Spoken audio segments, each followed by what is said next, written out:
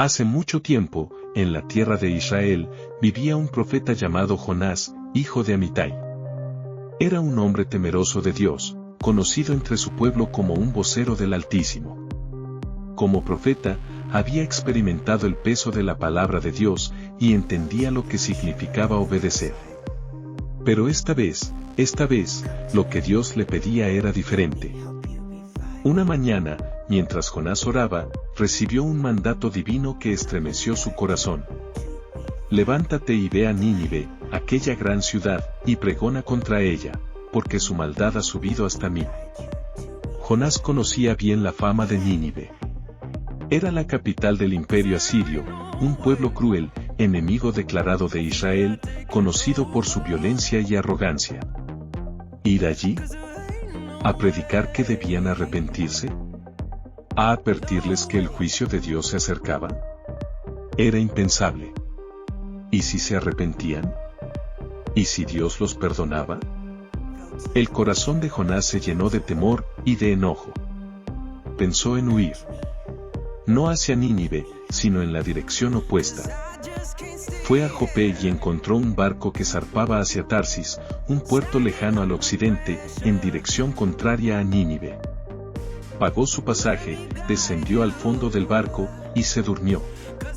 Creía que podía escapar de la presencia del Señor. Pero el Dios de Jonás es el Dios del cielo, que hizo el mar y la tierra. No hay barco, no hay distancia que lo pueda limitar. Mientras Jonás dormía, una gran tormenta se levantó en el mar. Los marineros, hombres endurecidos por las olas, comenzaron a clamar cada uno a su Dios. Arrojaron sus cargas al mar para aligerar la nave.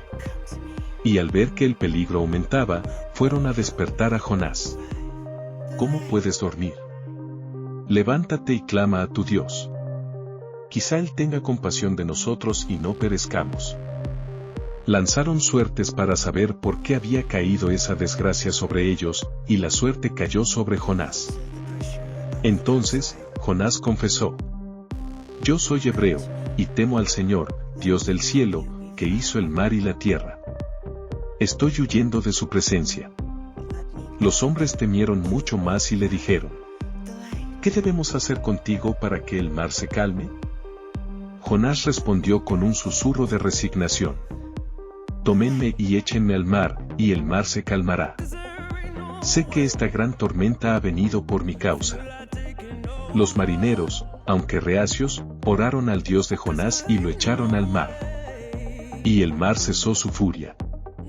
Allí, en la profundidad de las aguas, Jonás fue tragado por un gran pez que Dios había preparado. Y durante 3 días y 3 noches, permaneció en el vientre del pez, en absoluta oscuridad, en el silencio del juicio, y en el espacio del arrepentimiento. Desde las entrañas del pez, Jonás oró. Desde el fondo del abismo clamé, y tú oíste mi voz. Me echaste en lo profundo, en el corazón de los mares. Cuando mi alma desfallecía, me acordé de ti, Señor. Y mi oración llegó hasta ti.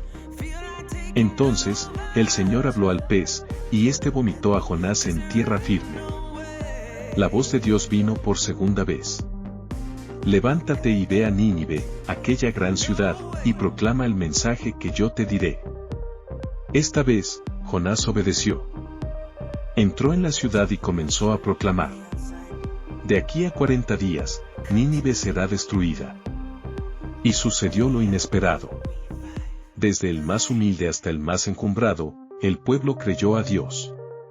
Se proclamó ayuno, se vistieron de cilicio, e incluso el rey se levantó de su trono, se cubrió de cilicio, y se sentó sobre ceniza. El rey declaró: Clamen a Dios con fuerza. Vuélvase cada uno de su mal camino.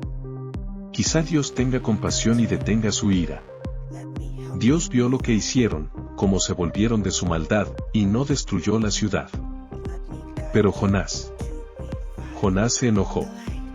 Se sentó fuera de la ciudad, esperando que aún fuera destruida. Se lamentó, diciendo: No te lo decía, Señor, cuando estaba en mi tierra. Por eso huí a Tarsis. Porque sé que tú eres un Dios clemente y piadoso, tardo en enojarte y grande en misericordia. Entonces Dios hizo crecer una planta para dar sombra a Jonás. Y Jonás se alegró.